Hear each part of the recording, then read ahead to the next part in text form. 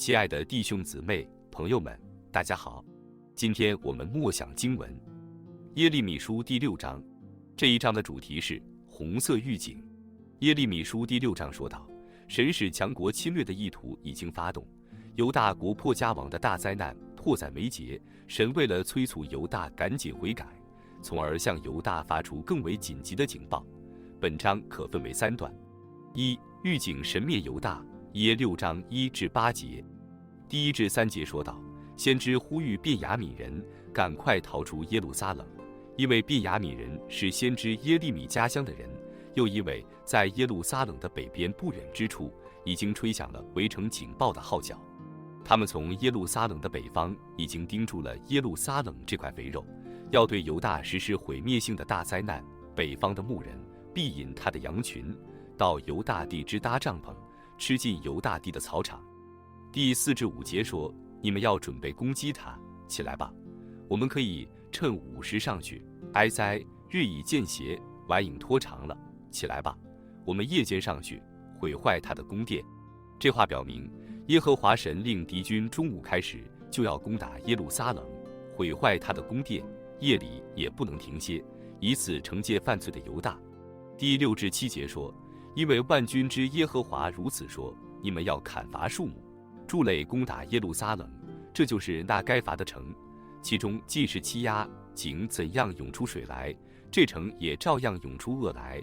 在其间常听见有强暴毁灭的事，病患损伤也常在我面前。神的这句话表明，因着耶路撒冷城满了欺压、罪恶、强暴，所以耶路撒冷该受神的严惩。第8节说，耶路撒冷啊，你当受教，免得我心与你生疏，免得我使你荒凉，成为无人居住之地。神的这句话充分体现出神毁灭犹大的目的，就是叫他们接受神的管教，亲近神，而免受荒凉之灾。2. 按罪当灭犹大，耶6章9至21节。第9至12节记载神发的愤怒。神告诉先知耶利米，敌人必掳尽以色列剩下的民，如同摘尽葡萄一样。先知为以色列人焦急万分，因为他们的罪恶已经使耶和华的愤怒充满，难以含忍。神要伸手攻击犹大的居民，神要使他们的房屋、田地和妻子都必转归别人，这是耶和华说的。第13至17节记载犹大与神反对的罪孽，因为他们从最小的到至大的都一味的贪婪，从先知到祭司都行事虚谎。神还列举了他们与神反对的3大罪恶。1. 神说灾难速临，他们就说平安了，平安了。2. 神说行在其间，他们就说我们不行在其间。3. 神说要听角声，他们就说我们不听。第18至21节记载犹大自取灭亡，这里记载百姓的败坏已经到了无药可治的地步，导致神的审判速临。故此神在此呼喊列国、会众和大地一同见证以色列人拒绝善道而自取灭亡。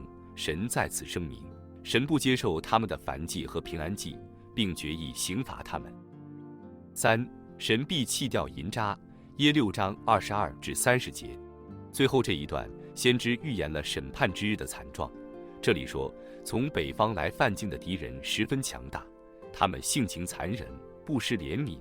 以色列人因四围仇敌的刀剑和惊吓，使他们疼痛，仿佛产难的妇人。神要叫先知耶利米宣告，并要叫他知道，神对以色列人如此的警告过后，他们极为悖逆，神对他们练了又练，终是徒然。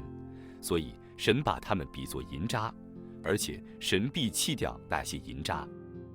金句默想，耶6章27至29节，我使你在我民中为高台为保障，使你知道试验他们的行动。他们都是极悖逆的，往来缠谤人，他们是铜是铁，都行坏事。风箱吹火，铅被烧毁，他们练而又练，终是徒然，因为恶劣的还未除掉。这一段经文的意思是说，神叫耶利米成为炼银子的锅炉一般来熬炼犹大，神将犹大炼了又炼，并期盼着能炼出纯银般的圣洁生活。结果神叫耶利米看到，百姓极其叛逆神，往来缠谤人，全都是背弃的银渣。说白了，以色列人的这种叛逆神、缠棒人的罪恶，是人类肉体中的共性。就连我们基督徒来说，里面也都有这样的罪性。教会曾经出现的极度纷争，就足以说明了这一点。诚然说，我们每一个基督徒都知道，搞极度纷争是大罪，就连正在搞极度纷争的人也知道这是大罪。但是，所有搞极度纷争的人都认为自己是持守真理的一方，或是受冤屈的一方。所有处在纷争中的人，总有以下的表现：一、都说对方不好，不说对方的好；二、都说自己的好，不说自己不好；三、都说别人被盗，不说自己被盗；四、都说自己冤屈，不想别人冤屈。这一类的事必定都是从罪性来的，都是反叛神的行为，在神来看都是背弃的淫渣。所以我们都当靠着神除掉这样的罪性和罪行。因为神教导我们的是：一、都说自己不好，不说自己的好；二、都说别人的好，不说别人不好；三、承认自己被盗，不说别人被盗；四、忍受冤屈之苦，体谅别人冤屈。我们愿意相信，为自己辩理的人或许都是出于真心，但多半都是出于罪性。因为真正受冤屈的耶稣基督，从来就没有说过自己受了如何的冤屈。我们基督徒也当效法基督。